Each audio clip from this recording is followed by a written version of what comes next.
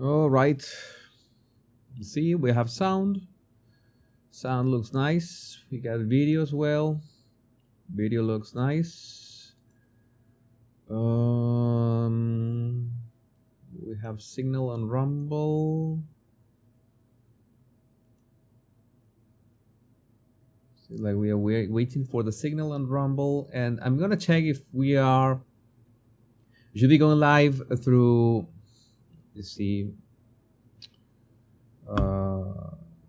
Through YouTube, X, and Rumble. Just wait a second here. Making sure that everything is up to still without my glasses a bit difficult.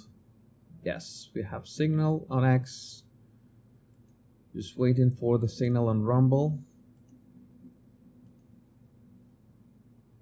Okay, signal on Rumble. And we are live through YouTube, X, and Rumble right now. Yeah, nice signal. Hello and welcome back, my body language buddies. My name is Jesus Enrique Rosas. I'm the body language guy, and tonight we're gonna have a lazy live stream. Lazy in the sense that we're gonna be talking about this topic, and it's gonna be focused on Robert F. Kennedy Jr.'s speech, which was just amazing. The fact that he suspended his presidential run and is actively supporting President Trump. And I'm going to talk not only talk about that, but also talk about a couple of things here on the channel you might have already noticed, and not some changes, but so many of you already have noticed that the channel has changed. But I wanted to keep you up to date with the details. My glasses have this thing that they are really hard to clean, and I decided to. Okay, red states. Who are from the red states? We'll have a body language bodies from all over the world. And you say, Jesus, why are you talking about America so much? Why are you talking about the United States? Because the United States, whether we want it or not, I am okay with this. It affects the whole world. United States politics affects the whole world. That is undeniable. It's fresh air here. And what happened yesterday? Well, I need some time to process. I've told you that I'm going to scroll here my X account. Let's I think we can focus on this one. This image here was so amazing. I was listening, but first it's just listening to RFK Jr.'s speech, in which, well, he started talking about. I listened to the speech 3 times because it was so good, especially how well he acknowledged the effort of his volunteers, how they will, no matter if it was a snowstorm or scorching heat, they went for all those signatures that he needed to be on the ballot. You know, the Democrat Party made everything on its power to block him from being an independent, and he knew that it was a humongous job, but he had thousands of volunteers that did, well, an amazing job, and he wanted to first thank them for that effort, and of course that he wanted to say that he didn't want to waste that effort go to waste. And then began the absolute shitstorm on the Democrat Party, saying that it is not remotely what it was 60 years ago, especially in the fact that they are warmongering and they are like sustained by nothing, and Kamala Harris is sustained by nothing. And many of you already know my rogues, not only with my rogues and my body language bodies, I was confused with my two personas, the body language guy and the royal rogue. But you all are the same. You know that I love you all, no matter in which channel do we meet. Is that it is undeniable, not only the fact that I know about the policies that liberals have tried to implement, and those that they have implemented have backfired in not the most beneficial ways, not only for Americans but for the world.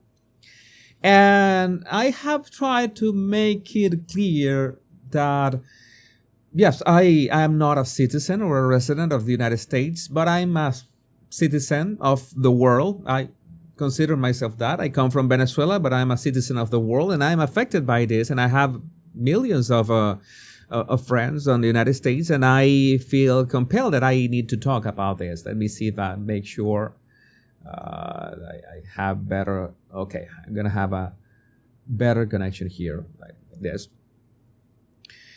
And so I try to be unbiased in many ways. You know that I like to make memes. I like to troll a bit sometimes.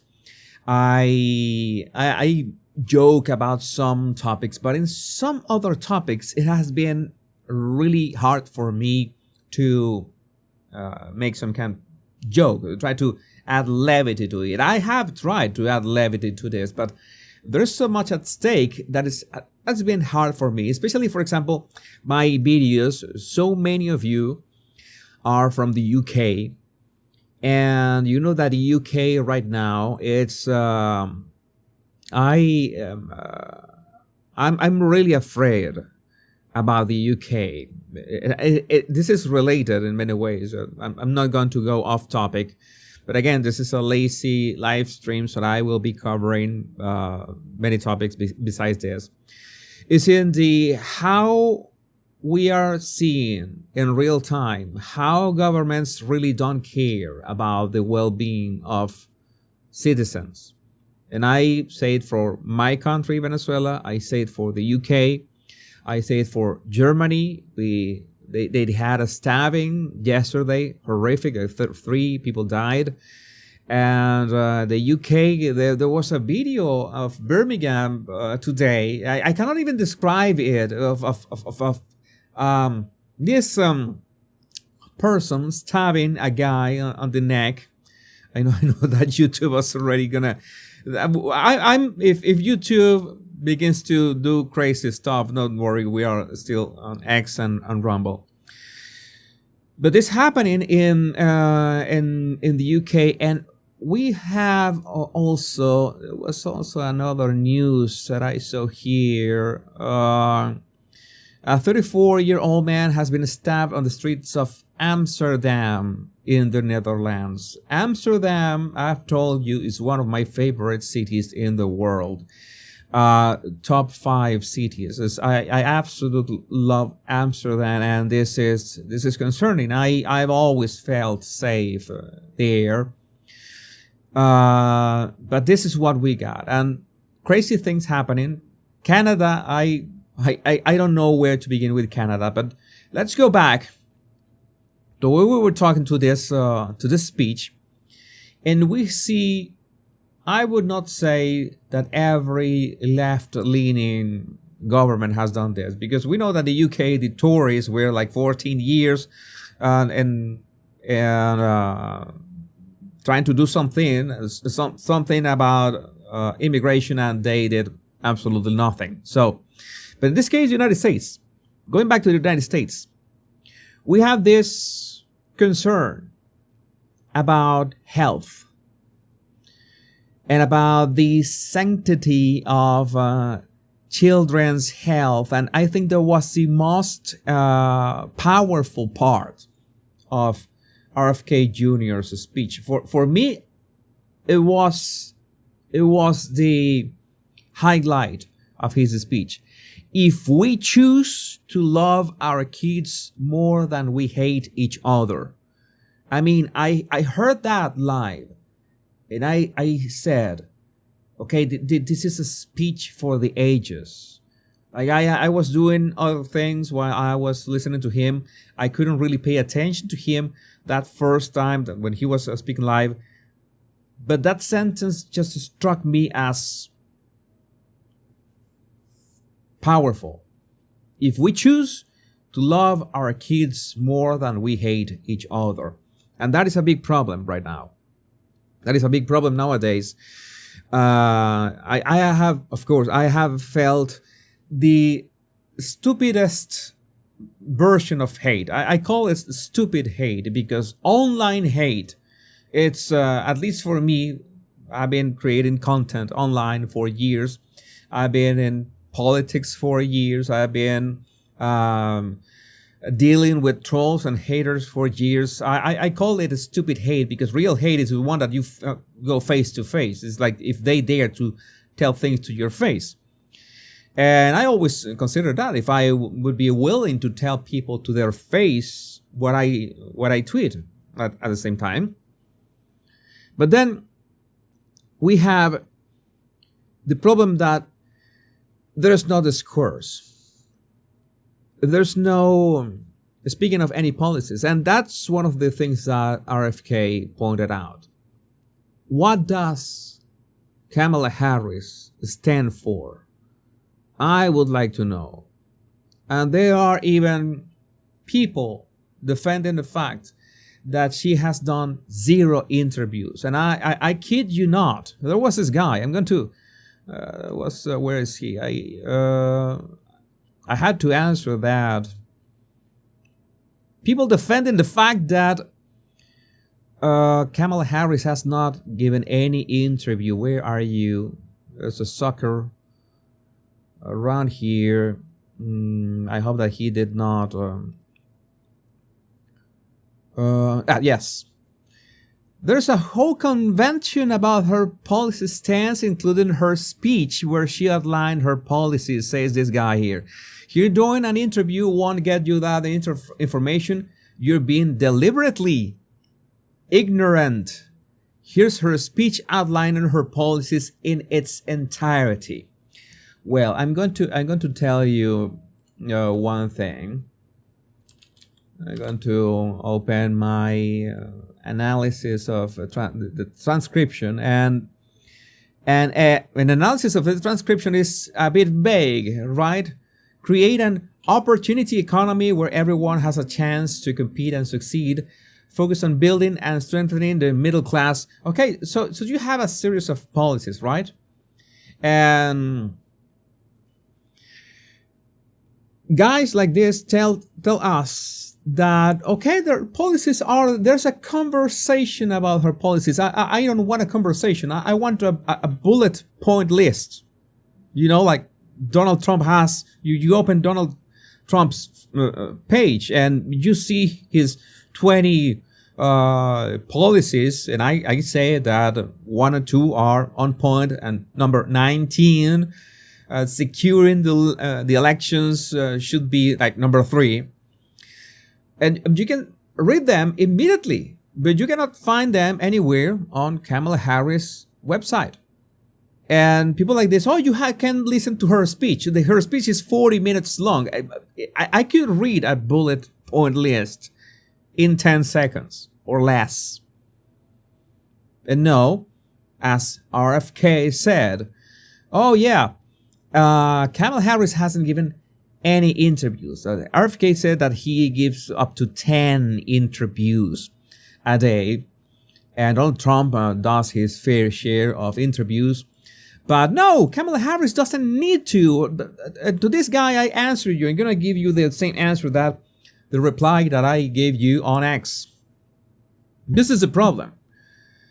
The policies on your website that Kamala Harris doesn't have is the what are you going to do?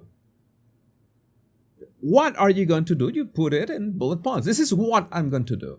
That is nice.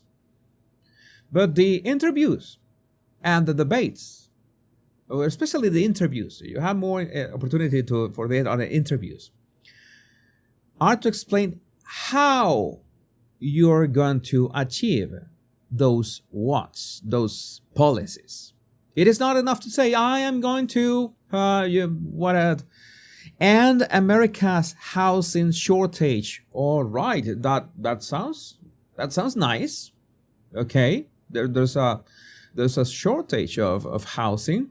Maybe if there were not as many as illegal immigrants, that would be helpful. But I would like to know, and every American would like to know, how are you going to do that? No interviews to explain it. And interviews are important for that. Tell me, what is your plan to do it? No, we are the party of joy. This is the word that they picked. That make some kind of appeal to emotions. I'm glad they did not use bliss, because that would be like a copyright infringement for me. All right, so to get this all out of the way, it is obvious that I don't fancy and I don't like most things that liberals propose. And I don't like Kamala Harris, and I don't like Tim Walz. I don't like them, not in a personal sense. I don't like them in a political sense. I couldn't care less about them in a personal way. This is something that I need to talk. I need to be very clear about at the same time. And I'm sure that you will understand. If I say that I think Donald Trump is the right guy for the job, that doesn't mean that I need to worship his as an icon, all right? But I can say 100%, and this is something where it is, I just tweeted about that. I tweeted this. This is undeniable. This is whether you like Donald Trump and are going to vote for Donald Trump, or you don't like the guy and are not going to vote for him, or so many people that I have seen on X, on Twitter, saying, I don't like the guy. I never have liked the guy, but I'm going to vote for him in November. I have never voted Republican, but this is the first time I'm going to do it. So many people saying that. Maybe I don't think that all of them are bluffing. I think they are like the real deal. Donald Trump has become an icon of true Americana. And that word for me is something that even as a Venezuelan, you know that Venezuelans, we have this huge influence from the United States, a great influence. We always have that. It's something that I really haven't stopped to think about it, but we have a huge influence from the United States. I always felt that since I was a kid. I always said it that 1989, 1990, 1991 was my dream to live in the United States. It was something that I just dreamed about it. And the state I loved the most was California. California in the 1990s, it was like a dream. And I remember Oakland. I remember that Oakland was one of my favorite cities, and San Francisco. And all this was before I even set foot in the United States. I set foot in the United States much later in my life, but I was like, it was like Arnold Schwarzenegger watching the United States in a magazine or something like that. It was like me. And true Americana for me was, I remember, what is Americana for me? What does Americana mean for me? Americana for me means when I finally visited San Francisco, it was more than 10 years ago. Beautiful city. I fell in love with San Francisco 10 years ago. Many of you have told me that 20 years ago was even better, but 10 years ago it was such a wonderful and lovely city, and the architecture, the atmosphere. I don't know. I just fell in love with San Francisco 10 years ago. And Americana for me was finding my first 24-hour breakfast deli or restaurant, and the restaurant was all this, with this decoration like the 50s, and I was there, and it was like, is this really 24-hour breakfast? 24 hours? I can come at 3 or 4 a.m. and you can serve me breakfast. That was just amazing. It was great. We also had that in Venezuela, of course. We had 24-hour areperas to eat arepas, but this was the American way. Eggs and bacon and the hash browns, right? It was for me just remembering myself as a kid, thinking about that and thinking about that influence. And I love the United States in many ways. And every city that I have visited, I have been to San Francisco, I have been to Boston, I've been to New York, and Miami, of course. One of my favorites is Boston, hands down. Is this sense that effectively you can be whatever you can be and you can achieve so many things. And I think that we are seeing this is true Americana. What we've seen, this sequence of images, whether you like Donald Trump or not, this is in politics true Americana. Images carry cultural weight and stories, and Donald J. Trump's collection is a series of milestones hard to replicate in modern times. This is for anyone who studies political branding and images and symbols and body language. This is just amazing. This is a phenomenon. Again, this is an objective truth. This is an objective fact, whether you like it or not. The phenomenon of Donald J. Trump is a real thing. You might not agree with everything that he says. You might not like him personally, but maybe you know that he's the one who can fix this. And maybe you know that you're aware that Kamala Harris and Tim Walz are not the best option for November. And something that numbers are so important for is that's why RFK gave a very good number yesterday, in the sense that he said that in the first day, only in the first day of the Democratic National Convention, Donald Trump was mentioned 147 times. I've been to Los Angeles as well. Los Angeles.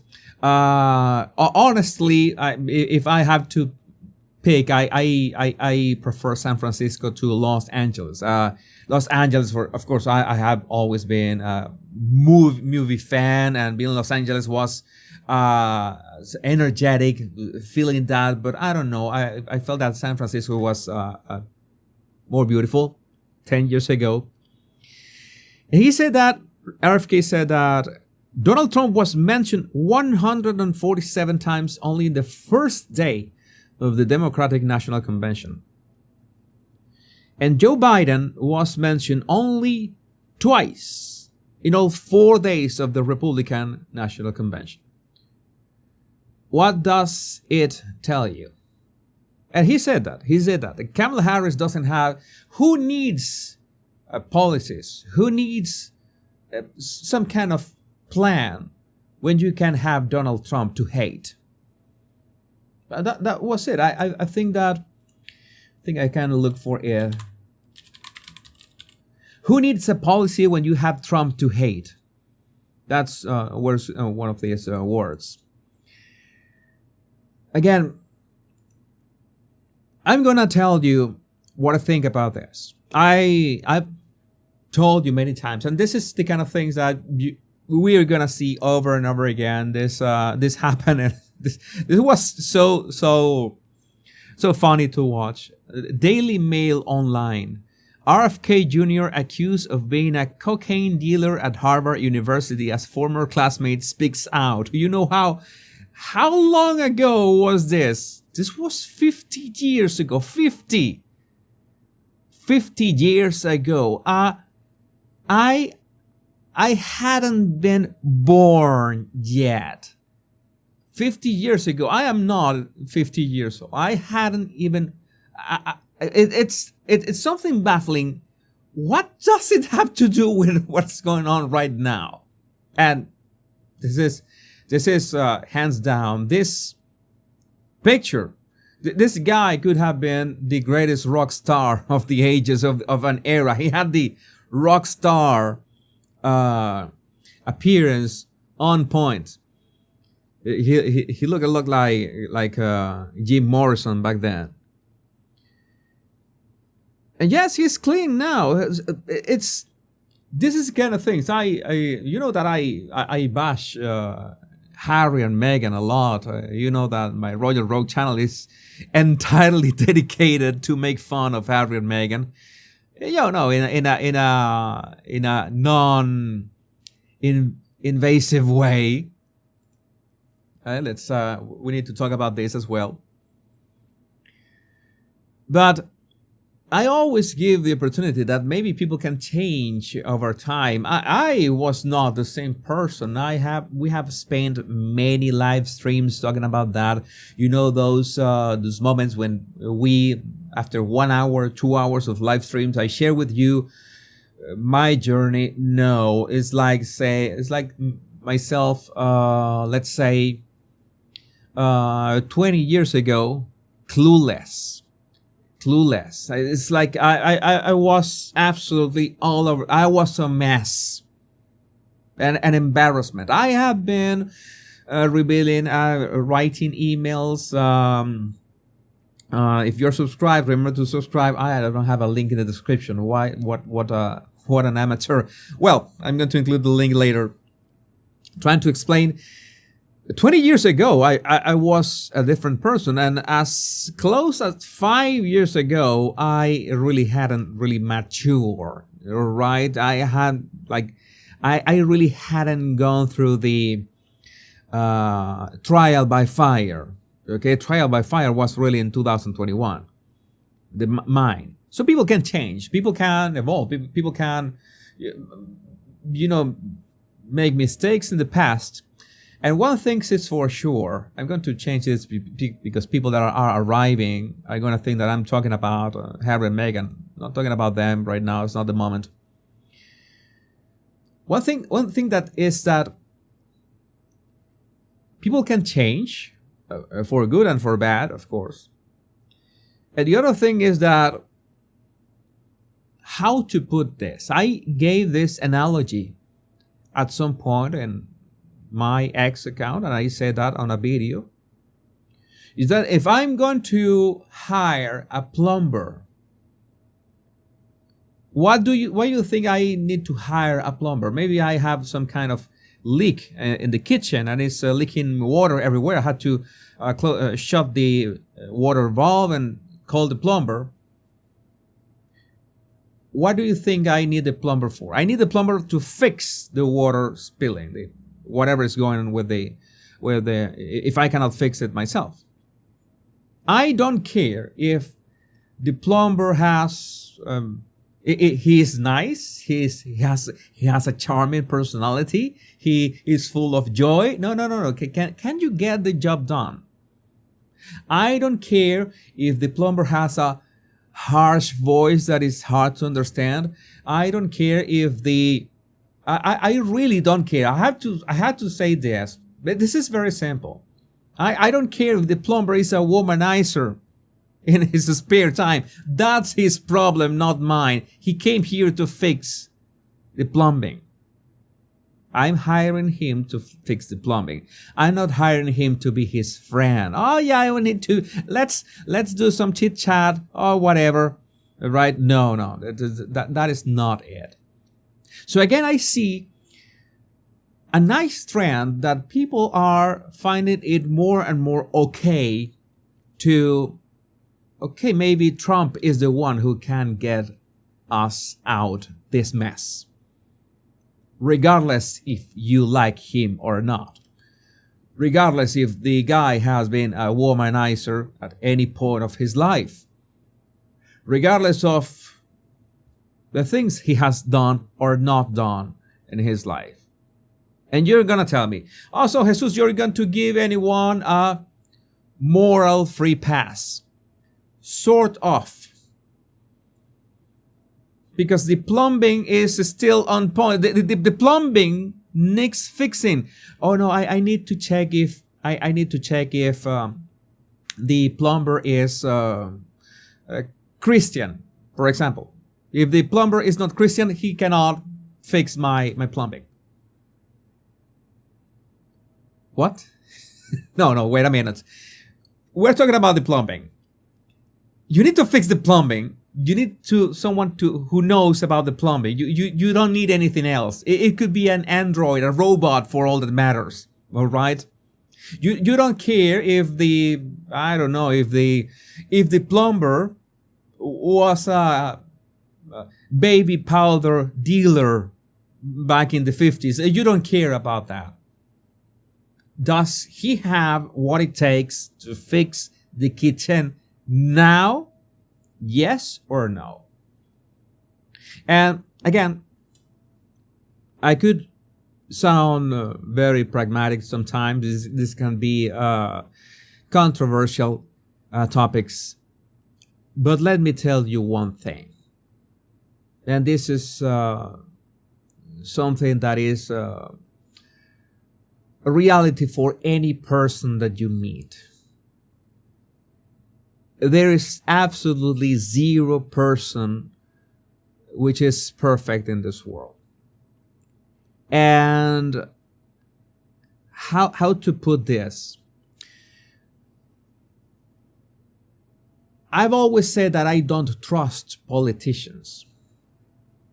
And if I say I don't trust politicians, even if Donald Trump doesn't come from a political background, he comes from an entrepreneurial background. And that's another thing. Oh, how can he run a country if he has gone bankrupt and he has failed so many businesses in his life? I'm going to answer that question for him. Maybe he has answered that question. I'm going to answer that question for Donald J. Trump. The fact that he has bankrupted or failed many businesses, in my opinion, is a good thing. It means that he has tried. He has gone for it.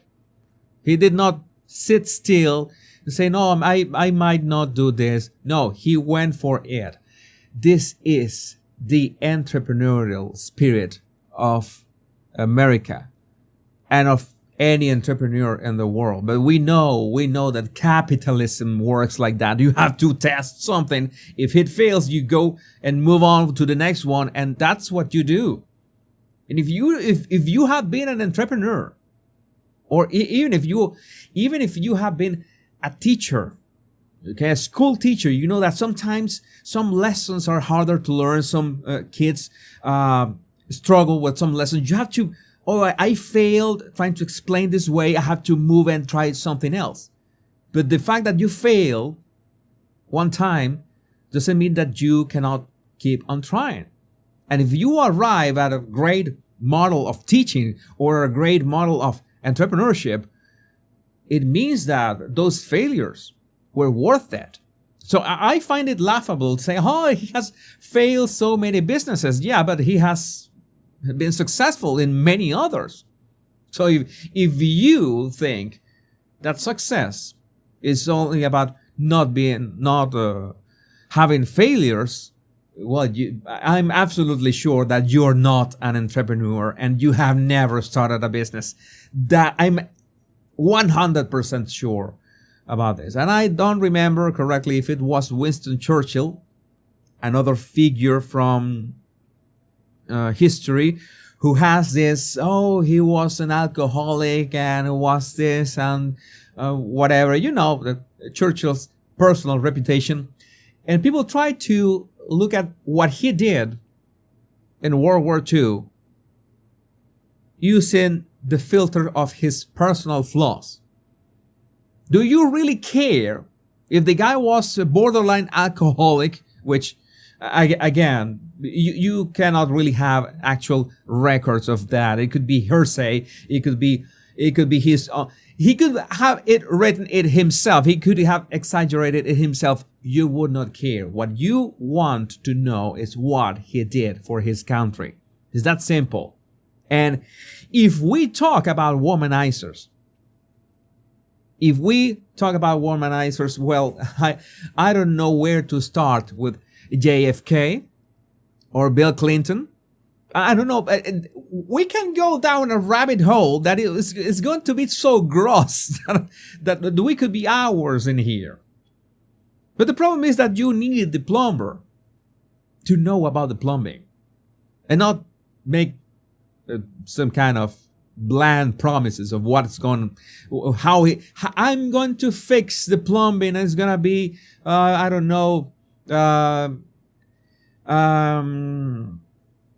best plumbing that you ever had, or right. I don't even care how are you going to do it. I just want to know how long it is going to take and how much is it, what is going to be the cost. So again, there's so many things in here, and this video was about what does it mean to America.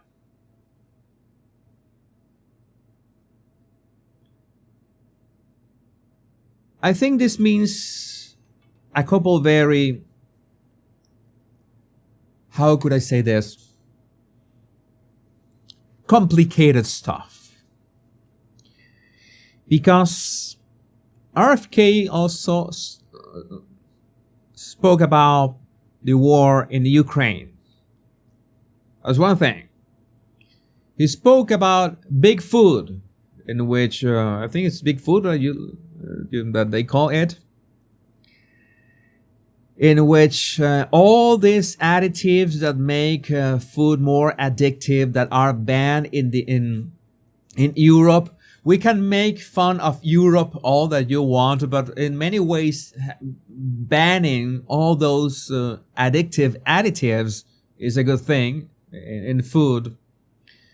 And you hook up people on this food and these additives that are not only addictive but give you all sorts of disease, and then comes Big Pharma to sell you the cure at a hefty price, of course. So you have the warmongering complex. You have big food. You have big pharma. And you got all the stuff that is happening in the Middle East that you know that the United States is always like a heavy weight in how to control what goes on in the Middle East. But let's stay with the simple things.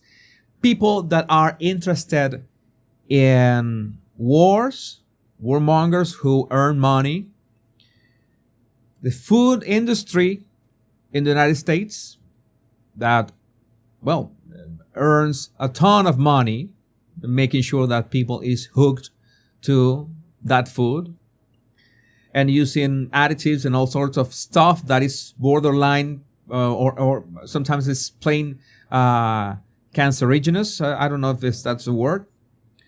And you have big pharma, in which between these three industries, this complex, this trillions of dollars at stake. The only thing that could be left to say is that they are going to begin building 50 nuclear plants in the United States, and that will be also the oil, big oil will be against that. But imagine the amount of money at stake of these actors that will be absolutely decimated if Donald Trump wins in November. It's effectively 47th president of the United States. I I need to warn you about this. There are trillions, maybe quadrillions at stake. I don't know. We're talking about lots of money. Yes, as Jill Lindemann says, seed oils, sugar, and processed food. Only suggesting that seed oils could be banned, that is a huge thing. That I cannot imagine. I cannot imagine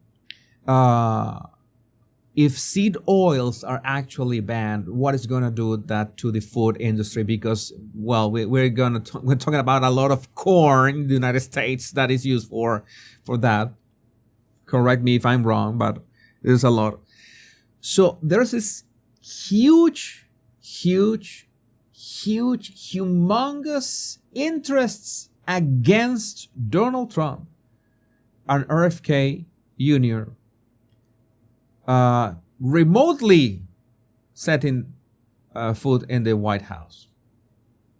And I could talk about J.D. Vance. I don't really have an opinion about J.D. Vance. There are many people, many political pundits that know a lot more about him. I trust people that trust J.D. Vance, so he's got my endorsement as well. If he was picked, it was for a reason. I'm not going to discuss it. But right now, if RFK goes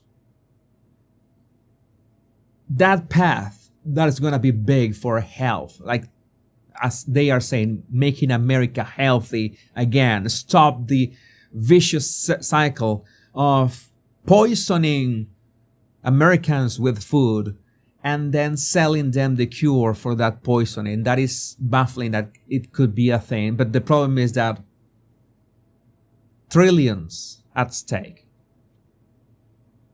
This is the current state of the United States. And I think there was one of the most important, if not the most important points of RFK. And he knows, he said that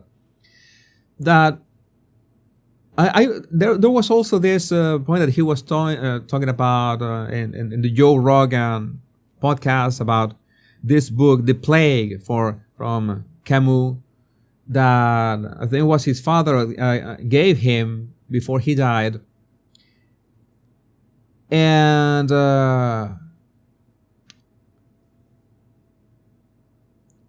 it was about this task. Task is a word. It was about this task that could seem like absurd. Like, how do you pretend that you are going to make children of America healthy with everything that is behind that, with decades of these huge companies, what is the word, like pressing Congress and trying to pass all the things so they can do all the shenanigans. How do you pretend that you're gonna do it? Well, he says that this is the opportunity that I have. I would not be able to get to the White House this way, but I can get into that path of fixing the thing that I want to fix if I support Donald Trump. So he had to make this very hard decision, because we also know that it made impressive pain with his family, with his wife, with his we have all this nonsense from Kerry Kennedy. I'm sharing a personal statement that my family and I have made in response to my brother's announcement. We want an America filled by, wow, I'm not gonna read that. I'm not gonna read that. You'll know that it's nonsense. It was absolutely ratioed by everyone online. It was trying to throw your brother under the bus, and well, you already know who Kerry hangs out with. So he said that, well, this is it. This is what I need to do. This is an absolutely big task, but he thinks that this is his shot at it. And again, impressive speech, amazing attitude. And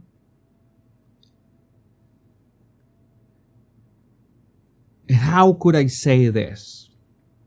It has been really difficult for me in many ways, trying to not get political. He said, "Oh man, my channel is about body language. I try to be fair. You know that, for example, I made an analysis yesterday, early in the day, about that video of Tim Walz yanking his son's arm. And I tried to be fair about all the possibilities, all the possible things that were happening at the moment. Still, the yanking motion was a bit odd, especially the lack of another facial expression of the moment. You can watch the video, but you can still see that I was fair. And I mean, in the sense that I try, again, not be biased, and I, of course, try to not be a hypocrite. How could I be a hypocrite? I could be a hypocrite saying that, well, let's see, how can Jesus Enrique Rosas be a hypocrite? I could be a hypocrite if I tell you that it doesn't matter if the plumber is an alcoholic. It doesn't matter as long as he fixes the thing. And I began attacking Tim Walz in any personal way. Wait a second. You say that personal qualities don't really how do I say this? They don't apply for the job itself.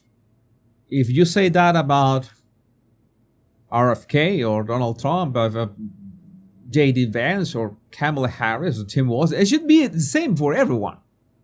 It should be applied for everyone.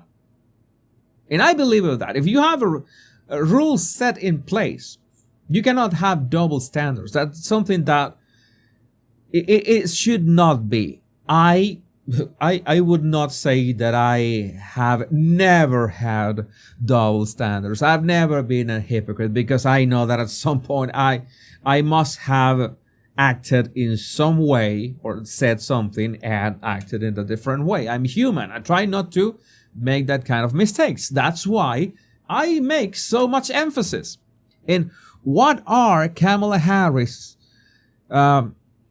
policies. I want to know, and I ask that over and over again. I even make jokes about it. Okay, time to work on that Kamala Harris interview analysis. All right, I can't, because she hasn't given any interviews.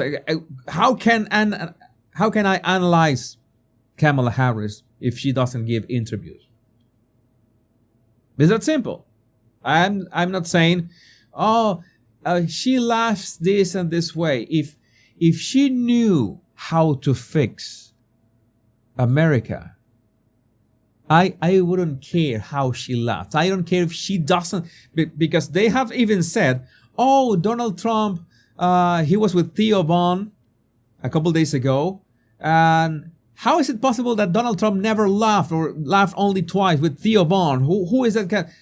Why would you care?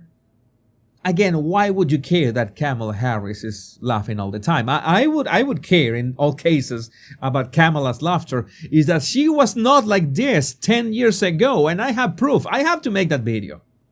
I have proof. Sorry, Kamala. I don't want to see you laughing on repeat. I have a proof.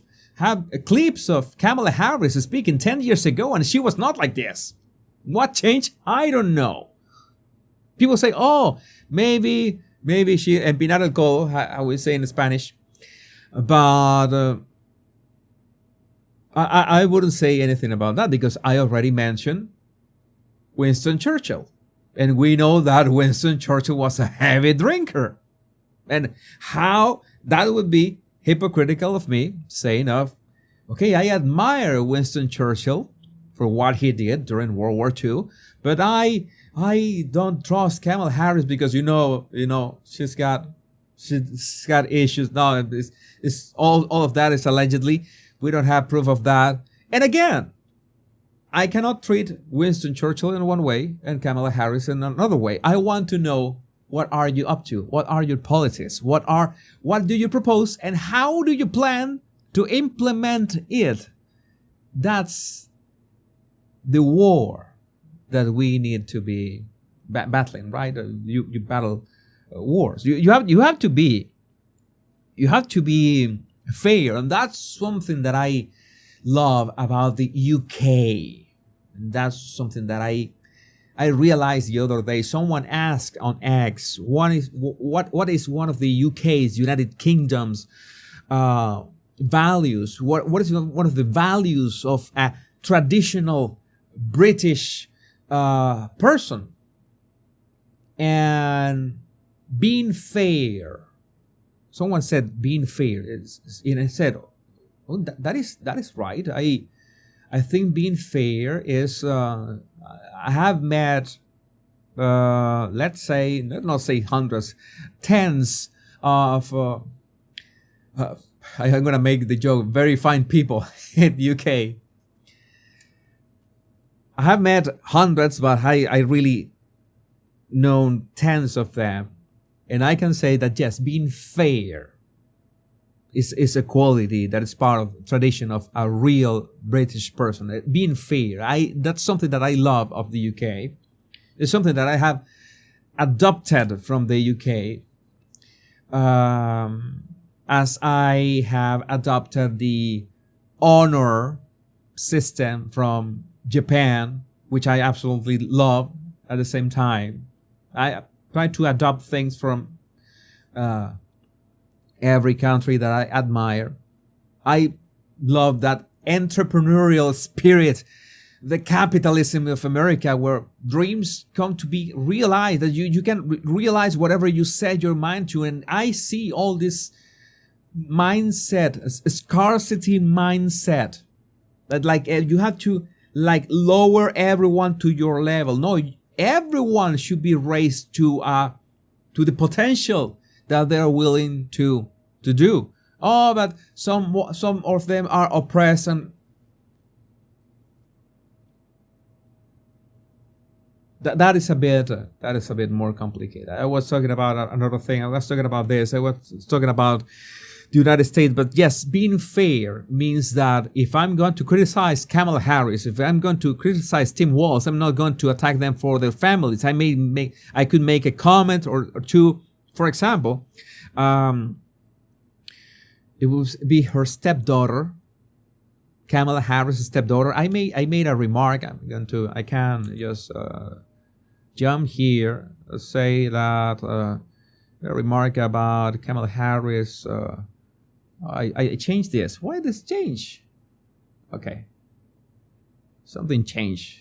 I didn't want it to change. I made a remark somewhere about Kamala Harris. Oh, this I find this very, very fun. Need to share this with you. That the AI helps keep all this add levity to our times. This was very, very fun.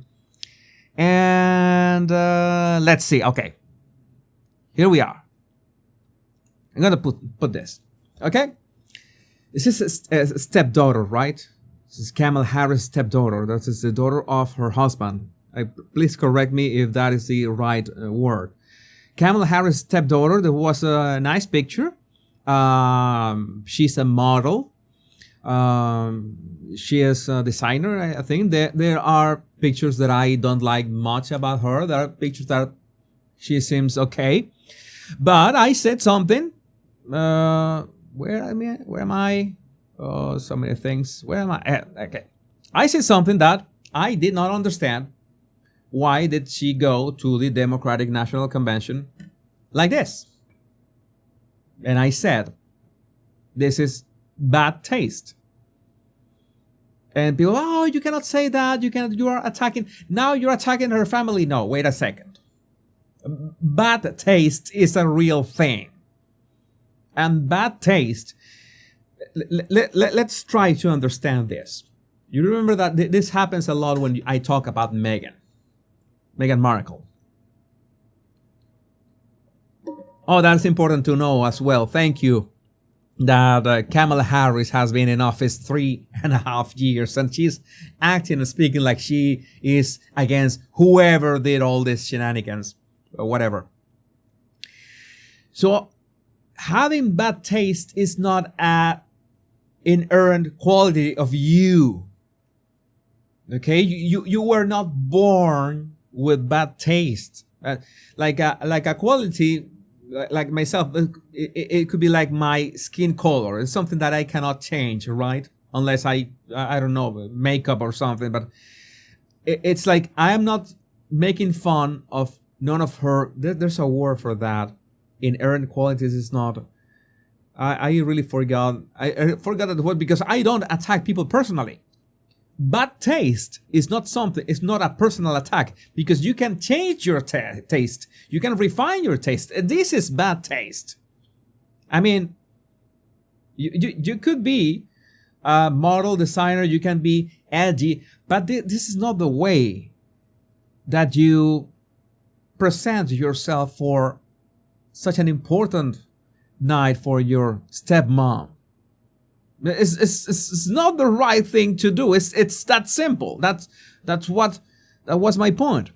People that have no sense of aesthetics, not even when they are tied to relevant events that affect them on a personal level, cannot be trusted. That is my heuristic. I see a person like this, and I cannot trust them. It's that simple. That is how I roll. Maybe you have a different opinion. That's okay, but that I cannot understand for the life of me why she can dress nice on totally unrelated events. And I know that some of you are going to say, oh, that is not nice. She doesn't look good on her, but it's ages better than whatever she wore at the DNC. Not a personal attack. It's her choice and the timing of the stuff that she was wearing. It's to put things in perspective. These discussions should not be about the persons, because everyone has flaws. Kamala Harris has flaws. Donald Trump has flaws. Tim Walz has flaws. Keanu Reeves, maybe he's the only one who can get away with anything. Keanu Reeves, we love you. You are the only one who is still flawless, pretty much, I think. I hope so. I don't want to speak too loud, but whatever. Okay, we have DJ Trump here. Let's go back. So many things that I had tweeted. Let's go back to JFK. This picture was important too. This is a turning point in many ways. The turning point is in RFK made a speech and there were no lies detected. Especially and most precisely in the Make America Healthy Again. And people know how important is health. And people know how important it is to understand that children need to be protected at all costs. And I need to remind you at the same time that the Biden-Harris administration tried to pass a bill about, children having agency about their bodies and not really letting their parents mess around whatever their decision they want, which is absolute nonsense. And that's why so many people are leaving California, because Gavin Newsom is a complete psychopath. And I have no other word. That guy is American Psycho in real life. And what he has done to California cannot be overstated. It is horrendous. And they want to make it nationwide. And I've said this many times. Again, I don't trust politicians. I don't trust governments. I would not say, I don't like when people say Venezuelans are such and such, because there are many kinds of Venezuelans. It's like I made this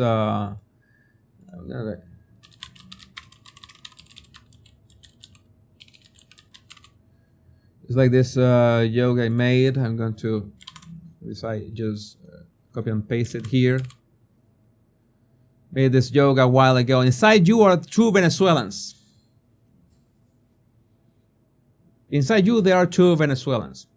It's like, you know, that quote that you inside you there are two wolves fighting each other.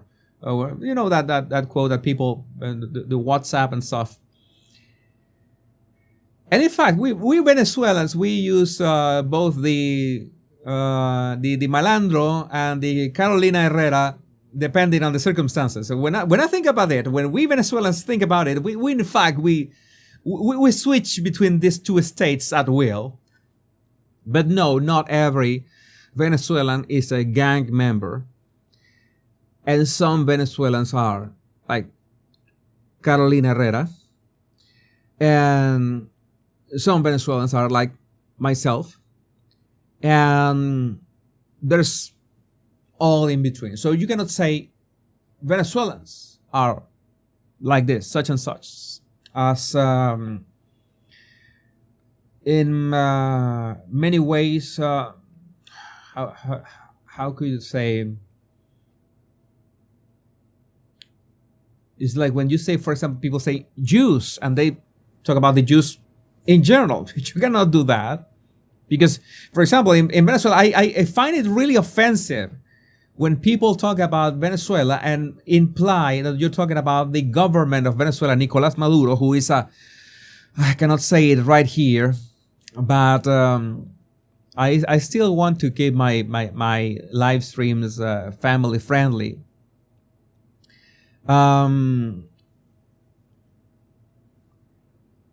Venezuela is under the whatever is going on. Maduro is fighting. No, Maduro is I want to say it, but I cannot say it. You know the word. Whatever. But implying that Venezuelans, or we are all part of the same homogeneous group, is insulting. It's really offensive. And at the same time, I can understand that if I say liberals, maybe some liberals are more center-left than any other thing. And maybe the same as RFK Jr., you have realized that, no, the Democrat Party is not what I expected. It's not what this is not. The lack of interviews, the lack of public discourse, the lack of policies, the lack of seriousness, the lack of assuming the responsibility of what happened with Joe Biden in the last, let's say, 2 years or 1 year. He was fine, like we cannot burn his stuff. No, he was not fine. And everyone, from Biden himself to Kamala Harris to the mainstream media, wanted you to think that he was completely fine. And anybody who remotely said that he was not all right, he was not the best president in the history of the United States, was a bigot or was censored or anything or something, whatever. And now this? Seriously? Again, I can understand. Why should I listen to you, Jesus Enrique Rosas, the battle language guy, whatever you call yourself? Why should you listen to me? And this is what I tell you to every single person that I have given seminars, public speeches, courses, live streams. You don't have to listen to me. I really don't need you to listen to me. You are not forced. If you're watching this live stream, by the way, I really thank you for tuning in.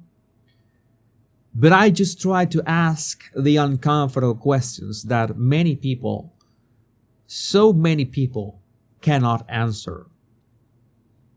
And I think asking the uncomfortable questions does more than just making fun of Kamala Harris or laughter implying that she's, like Winston Churchill, and I'm not talking about the smoking, or talking about Tim Walz in a personal way, although this stolen valor thing is a huge thing that they are trying to sweep under the rug. And I can understand as well that, Jesus, but we need people that we look up to. I mean, as presidents. And I wish it was that simple.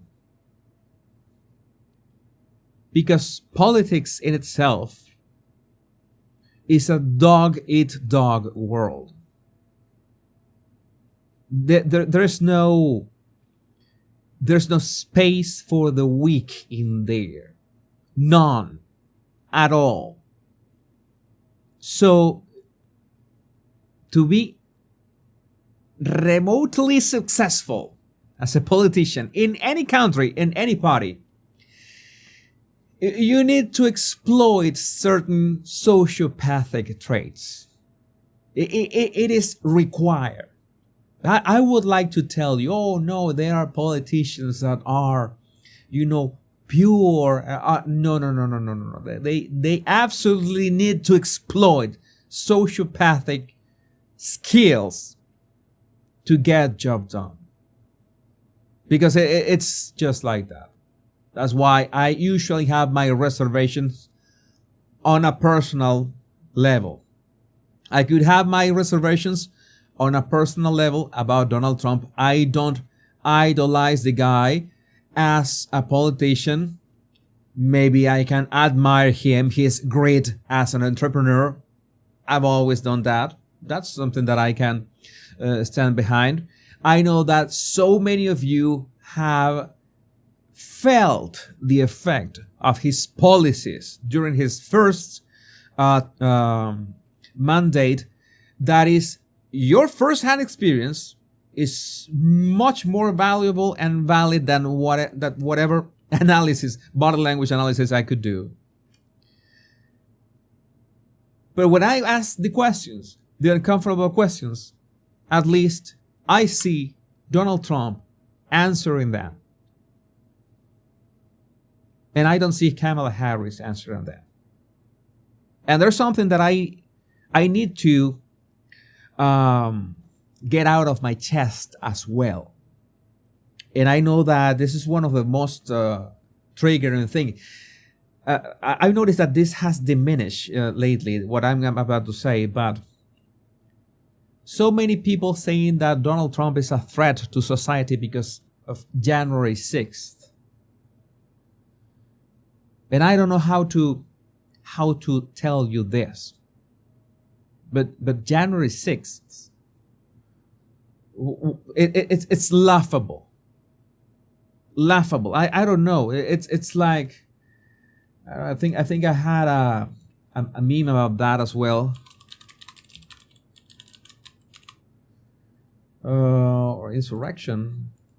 I think let's see. Okay, yes, I had this joke. I'm gonna show you here.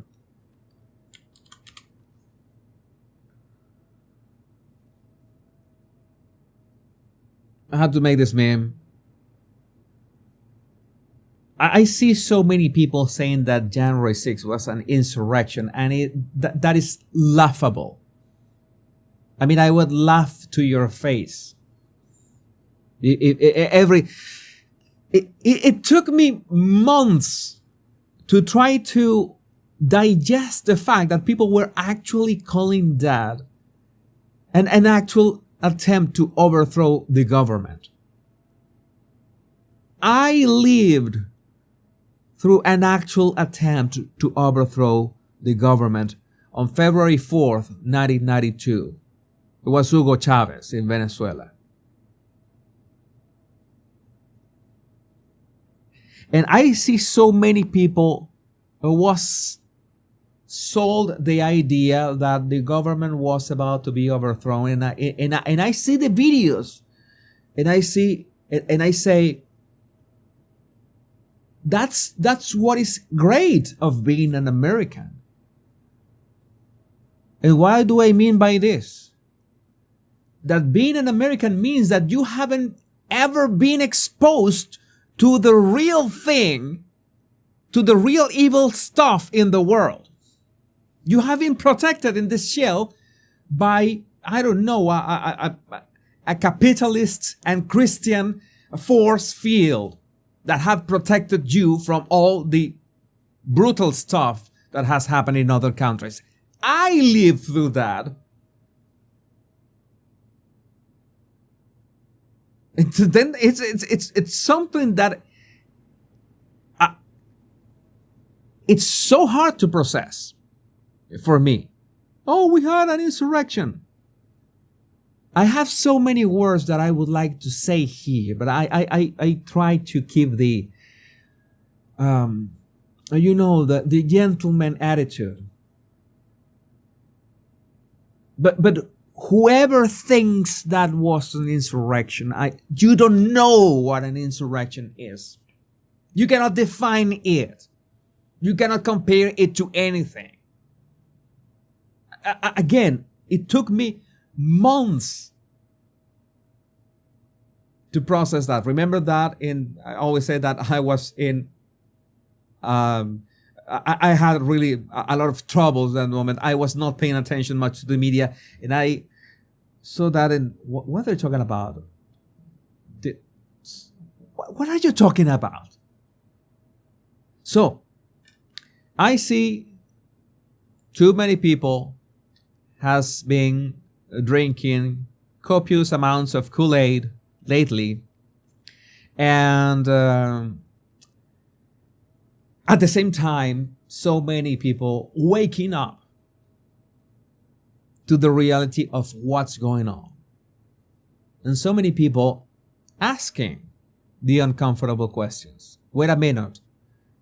Kamala Harris says that she's going to fix the prices, but who was in charge up to this point? Who was in charge of the border up to this point? Who was in charge in, how to say this, law and order in the Middle East up to this point? Tell me, my wonderful body language buddies, my Roger Rogis, my friends, my viewers, who earns the most money with the war in Ukraine? Who earns the most money with that war? Is that simple? I know that these are not topics to speak on YouTube. I know how YouTube treats that, but that's why we have X and Rumble. But I cannot be silent about this. I need to say the things as they are, because this is what we need to talk about the delicate topics. And speaking of everything, at the same time, we have also this. The owner of Telegram, Pavel Durov, has just been arrested in France for failing to censor the truth on his application. The owner of Telegram has been arrested in France because he's letting free speech on his platform. And I'm sure that he's going to be charged with all sorts of things.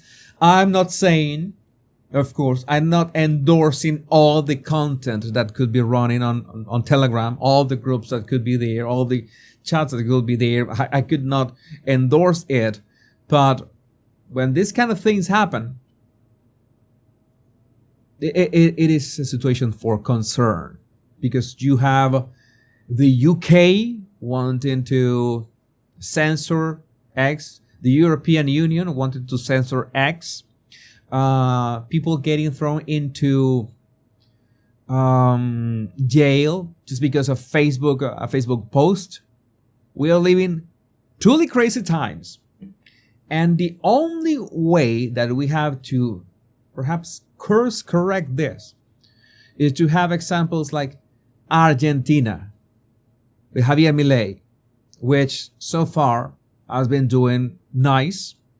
Okay, still has a lot to do, but has been doing nice to great. Nayib Bukele in El Salvador has been doing nice as well. Has flaws as well. Donald Trump has criticized Bukele for, that doing similar thing that Maduro has been doing, sending some of the criminals, to the United States. But let's put it this way. You have a country. You see that Biden is the president. You see a weak president, a wimp as president. You will do whatever it takes to protect your own country, even taking advantage of a country who has a weak president in the White House. Sadly, that is how this game is played. And this is something that we need to talk about that. We need to talk about that as well. In which, let me see which image I do. Let's trigger people with the Donald J. Trump iconography. I want to put all three. Let me see if this way they don't fit. Okay, let's put it this way.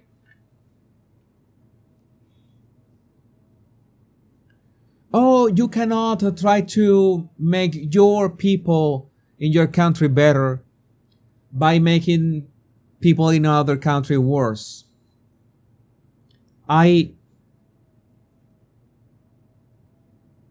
need to be pragmatic about this as well. Every country is sovereign, right? Every country should be in charge of his people, the well-being of his people, of its people. Every government should be in charge of that. That should be the job of the government. But I see so many countries like the UK in which they act like, oh yes, we have to help all these other people coming to our country. All these abroadians coming to our country, we have to help them all, every single one of them. Wait a second, there should be some kind of cap. There should be some kind of limit.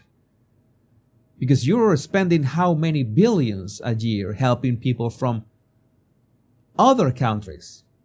Oh, it's that their countries are in wars and okay, you signed this treaties. I think it was a long time ago. It was after World War II, and that is still in place. And you're being played, accepting every kind of immigrant inside your country. That is insane. That is plain insanity, because your main focus as a government, and it doesn't matter if you're Venezuela or Colombia or the United States or Mexico or Japan or the UK or any country, is the well-being of your citizens, your people. not the people from abroad. How does that has to be, why does it has to be said like this? Why isn't that plain common sense? Why isn't that what is literally done? Then, by that metric, if you are an American citizen and your government and your president is worried about your well-being as an American citizen in the United States will be over the well-being of any other person, whether inside the country or outside your country, because you belong to your country. It's my point. I mean, I'm not saying that this is just the United States. It should be Venezuela as well. It should be Spain as well. It should be the Netherlands as well. The UK. The citizens should be first. And we know that the UK, that is not happening right now. And that is something that is, if Kamala Harris wins in November, that's something that you're going to get. You are still second class. I think that is the term, second class citizen when in your own country. So why would that make sense? Then if since we cannot be hypocrites, we have to apply it to every country. If we're talking about El Salvador, if I'm Nayib Bukele and I see that Biden is a weak president and I can have a plan, maybe I can send some of the gang leaders to the United States and they, I don't know, they wreak havoc in there or whatever. If you were a El Salvadorian citizen, what would you say? I don't care as long as you protect us. Nayib Bukele, President of El Salvador, protects its citizens. Fair is fair. And if you in the United States, you have a border czar that is worthless, that is their problem. Because I could be Nicolas Maduro, and I am Nicolas Maduro right now.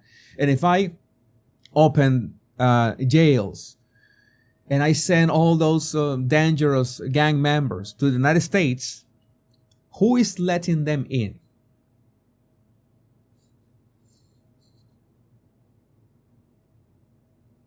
That's the question. It's easy. I see a weak president, a weak border czar, I'm going to take advantage of it in any way. Sadly, in the case of Nicolas Maduro, he's using it for his own gain, not for the benefit of the Venezuelan people. Fair is fair. If your citizens are okay, if your citizens are healthy, if your citizens are thriving, then from the excess profits of your thriving as a country, maybe then you can help other countries. Maybe. But only if you are thriving as a country. Not because you have some kind of guilt like Germany, who has this decades long guilt because this one guy misbehaved in 1939 and now millions of Germans are paying in guilt because of him. And you know that it was not just one guy, but you understand what I mean. Oh, they are guilty about everything. They have to let everyone in. How is Germany right now? I don't even want to say it. Berlin, beautiful city. Frankfurt, amazing. What has happened? Guilt has eaten them alive. And I'm sad to see that Germany and the UK are so deep that rabbit hole that is, I don't know how can they be. I don't see a path currently to fix the things because people keep pouring inside these countries.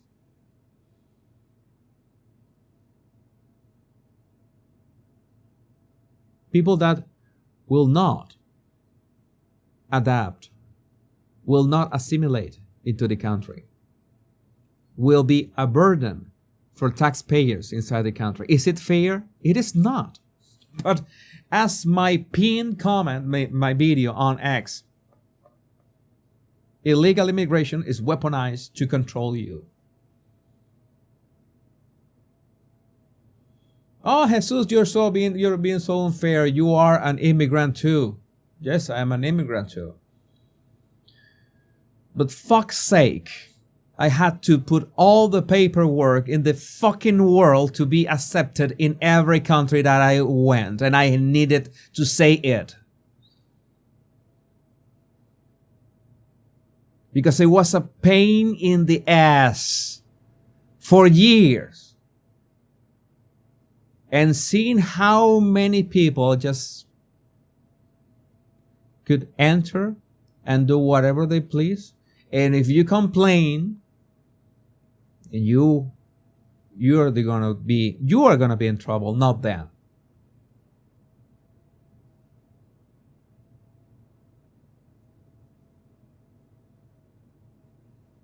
That is really frustrating.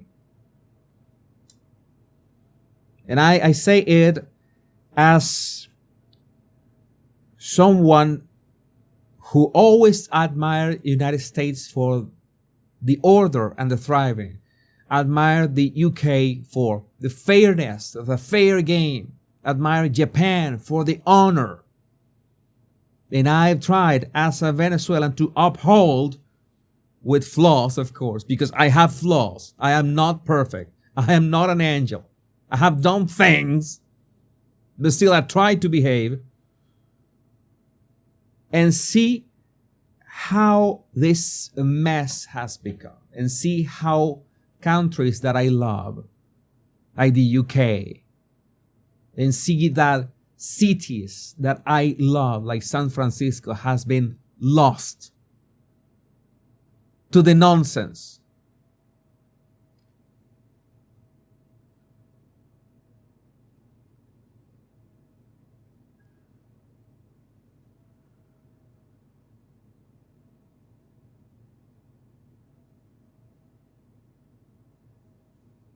Being a citizen of the world is hard. Because I'm at a point of my life that I don't call any country, this is my country. I'm still a Venezuelan, of course. But I've told you that many things about the Latino way of living, the Venezuelan way of living, that,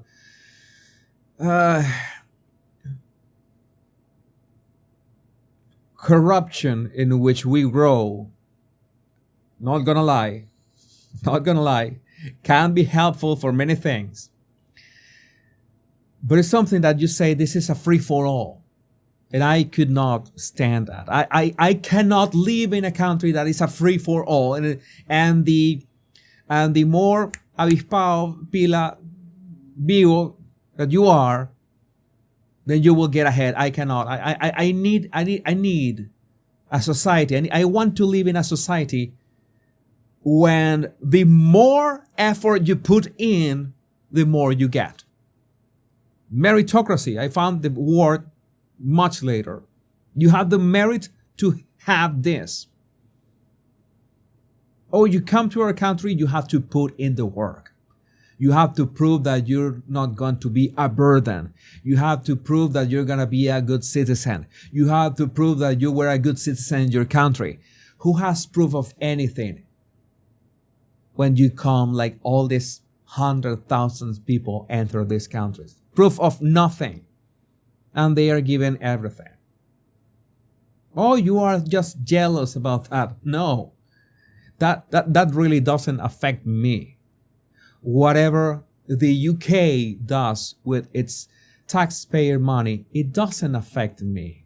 Whatever any country does with its taxpayer money does not affect me. Affects me in the sense that I am a citizen of the world, and for me, fairness and honor are paramount. And fairness starts from saying, this is enough.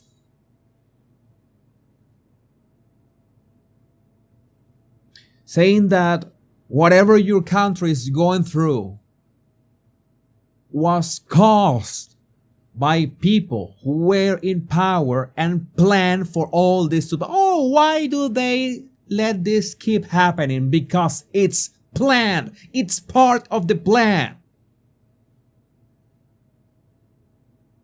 And it's so frustrating to see how many people keep clapping like seals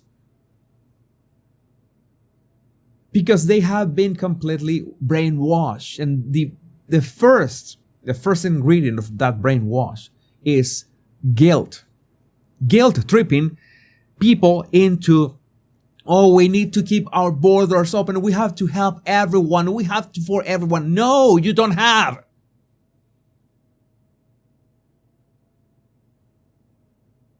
This is the real news. You don't have the means to help everyone. You simply cannot. It's like the conundrum.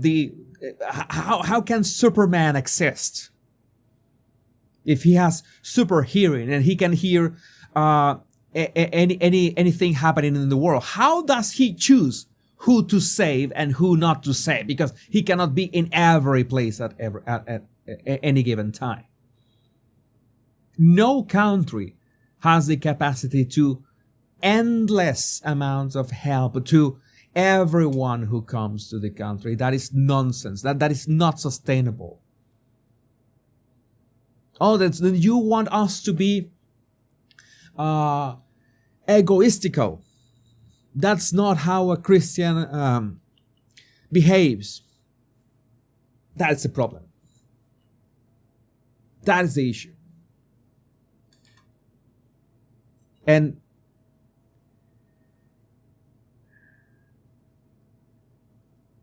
that is a real problem in many ways. I'm not going to say that it is a problem with Christianity, but people can weaponize Christianity for that. Oh, you have to be unselfish. You have to help everyone in need, because if you don't do it, you're not a good Christian. You have heard that, right?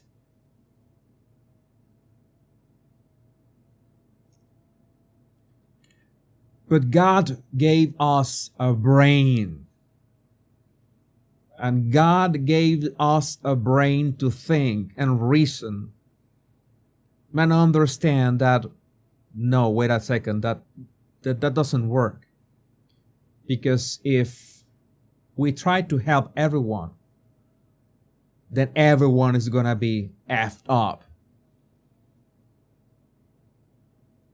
That is not sustainable. That you just cannot do it. Oh, you have to give what you don't have because you are not a good Christian. That is religious gaslighting. Literally, religious gaslighting.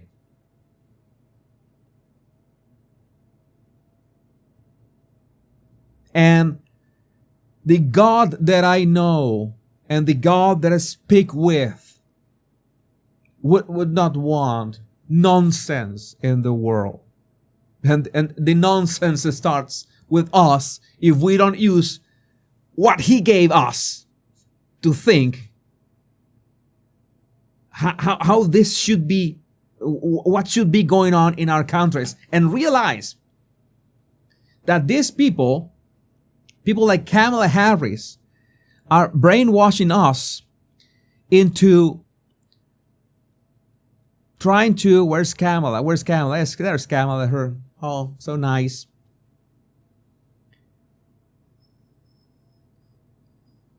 Trying to brainwash us into thinking that abortion is the single most important topic that she's gonna talk about.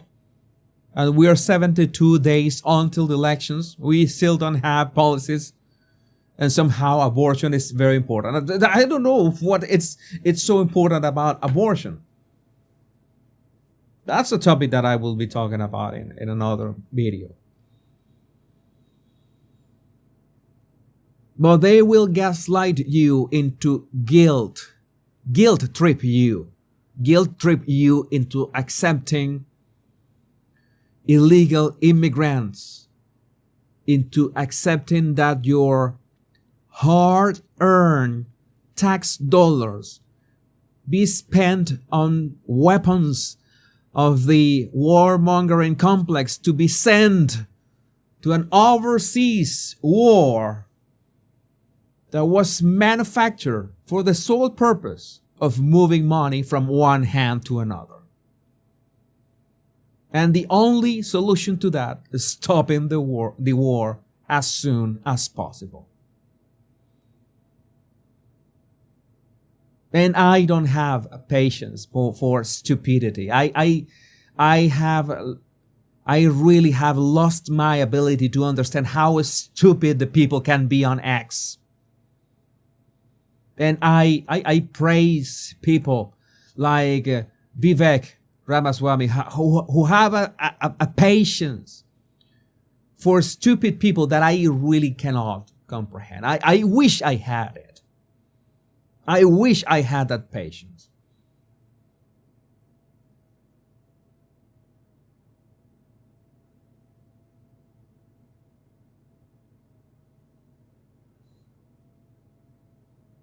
So I began talking about RFK's speech.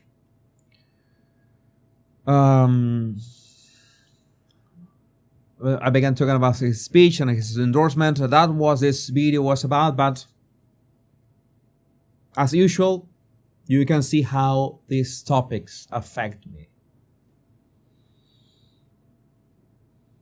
Affect me in a very deep way, and of course, it's. I find it very fun when people say that, oh, that these people had so many flaws, and they began to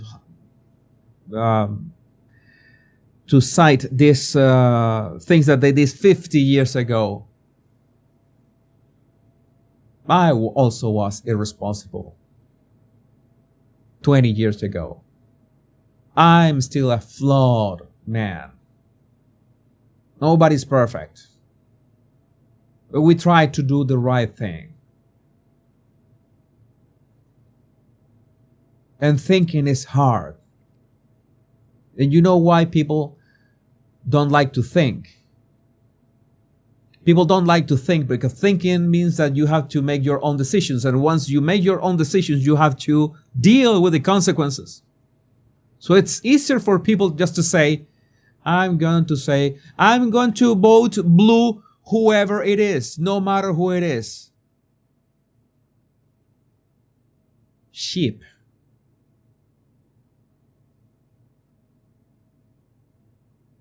Those are sheep. And I'm not talking about being virtuous. Oh, who is more virtuous, Kamala Harris or Donald Trump? No.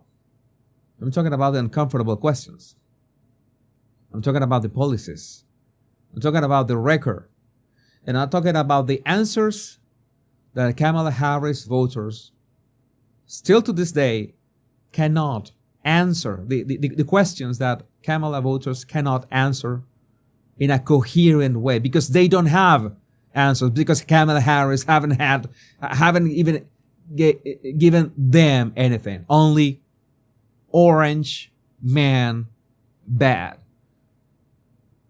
You tell me if that is not an offensive in the eyes of God? And how can people have one of the greatest gifts in the universe, that is this thing, between your ears and not use it?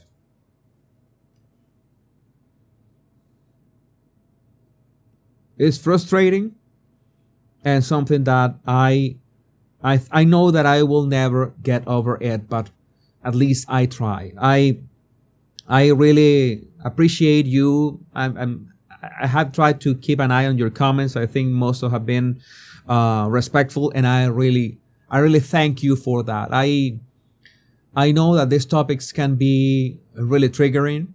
I know that some of you may vote for Donald Trump. Some of you may vote for Kamala Harris. You know that my highest value is freedom, and you're free to do so. But you need to know, why are you making the choices? If you have made your decision, why are you making that decision?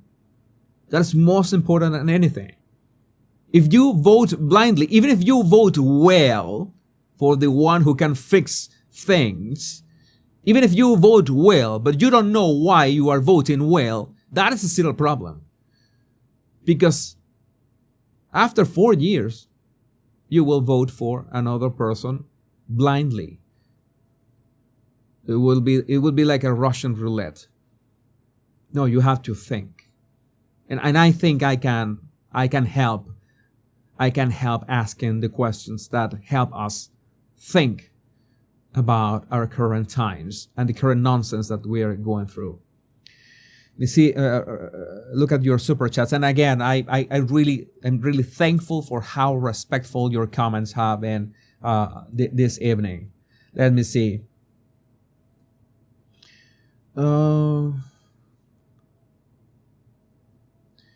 Republican Party has become Marvel's Avengers real. Yeah, some of that.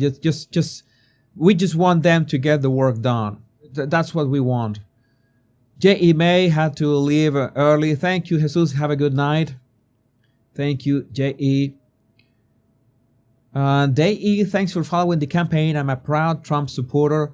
Day-E, good for you. Private Pirate, Jesus, can you please analyze the moment on RFK's speech when he says he's endorsing Trump? He seemed hesitant or ambivalent. I noticed that he had this, I don't know, he had a ring on his right hand. Do Americans, please let me know, do Americans have their wedding ring on her right hand or left hand? I don't remember that. Remind me that and I can answer you that question, Private Pirate. But someone please tell me if Americans have their wedding ring on her right or left hand. Left hand. So he had this ring on his right hand. He had a ring on his right hand, and he kept touching it. And he touched this right hand ring a lot, especially when he was saying the words that he was suspending his campaign and endorsing Trump. He had this pacifying gesture, but I was not sure. It was odd. He had no ring on his left, but one ring on his right.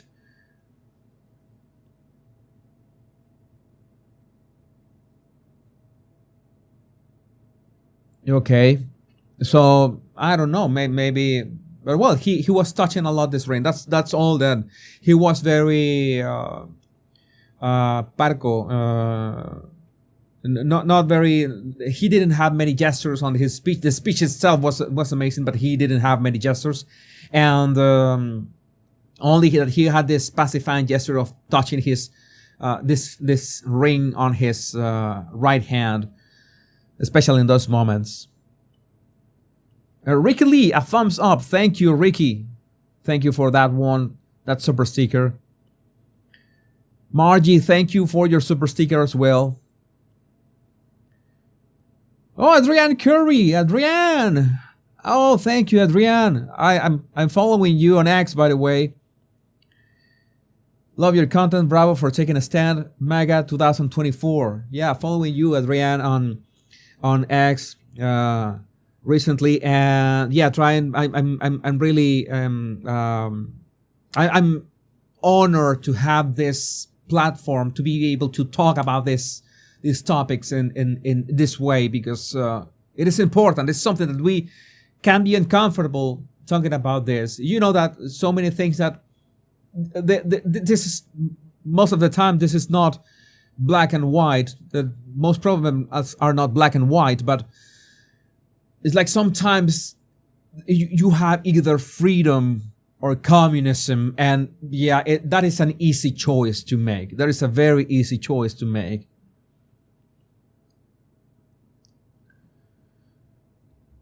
Lou Casley, over 50.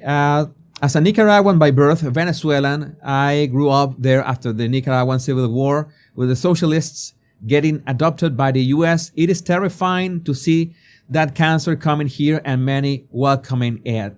I can understand it. It's a feeling for me in many ways. Listening to Kamala Harris is a strong deja vu from 1998 that I cannot explain. But again, my body language buddies, this has been an amazing evening. I will be making more videos in the following days and being close on these topics. Very close on these topics because, well, we are 72 days until the US election. So there's a lot that is going to happen in this a bit over 2 months. And I will be there with you, and really, really appreciate you for all the support. I was really afraid of making this this jump to these topics. Thank you, say y Beverforden. I was really nervous, you know, about talking about these topics. I said, am I going to go off the rails? But I think deep inside that I'm doing the right thing. I think I'm doing the right thing in my imperfect way of addressing many things. I still have a lot to learn about US politics and UK politics, world politics as well. I'm trying to do my best, and I couldn't be more thankful for you, my body language buddies, for being here supporting me. Again, Body Language Buddies, my name is Jesus Enrique Rosas. I'm the Body Language guy, and until we meet on another video or another live, remember the most important words: much love and bliss. Take care, be safe. I love every single one of you. Bye-bye.